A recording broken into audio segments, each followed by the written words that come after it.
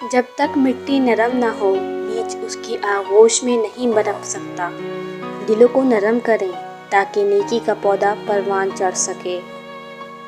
جو ذلت انسان محبت میں برداشت کر جاتا ہے عام حالات میں وہ اس کا تصور بھی نہیں کر سکتا۔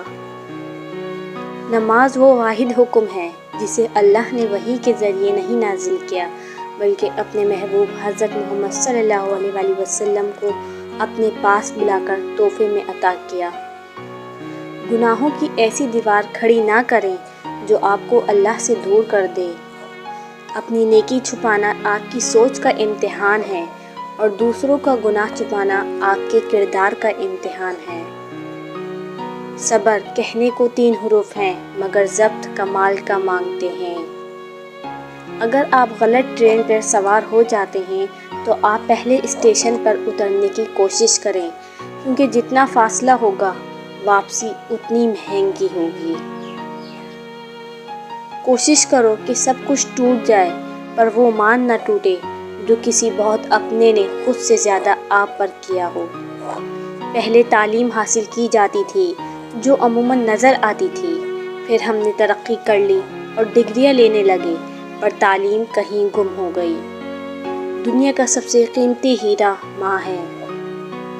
محبت تو وہ ہے جو وقت اور حالات کے بدلنے کے بعد بھی نہ بدلے۔ کچھ لوگوں سے نفرت نہیں ہوتی، بس ان کی کچھ باتیں سوچ کر ان کو محبت دینا مشکل ہو جاتی ہے۔ خوشی اور خوش قسمتی 2 الگ چیزیں ہیں۔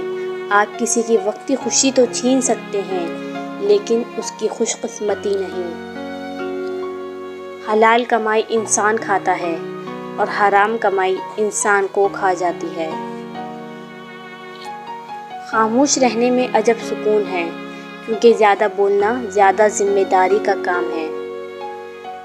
جھولیاں بھر دی جاتی ہیں اور دینے والا نظر بھی نہیں آتا۔ فَبِأَيِّ آلَاءِ رَبِّكُمَا تُكَذِّبَانِ۔ دل سے بات کرنے میں اور دل رکھنے کے لیے بات کرنے میں بہت فرق ہوتا ہے۔ لوگوں سے امیدیں انسانوں والی رکھا کرو، فرشتوں والی نہیں۔ میں انسان ہوں نہیں سمجھ سکتا تیری مصلحت، تو میرا رب ہے میری مشکلیں حل کر دے۔ صبر کرنے والوں کا مقدمہ اللہ تعالیٰ خود لڑتا ہے۔ قرآن مجید میں اللہ تعالیٰ فرماتے ہیں ترجمہ: اور یاد رکھو کہ جو بھلائی کا عمل بھی تم خود اپنے فائدے کے لیے آگے بھیج دو گے اس کو اللہ کے پاس پاؤ گے۔ دکھاوے کی محبت سے بہتر ہے نفرت ہی کرو تم ہم سے۔ ہم سچے جذبوں کی بڑی قدر کیا کرتے ہیں۔ ساری زندگی اس فکر میں گزر جاتی ہے کہ لوگ کیا کہیں گے، آخر میں لوگ صرف اتنا ہی کہتے ہیں اِنَّا لِلَّهِ وَإِنَّا إِلَيْهِ رَاجِعُونَ۔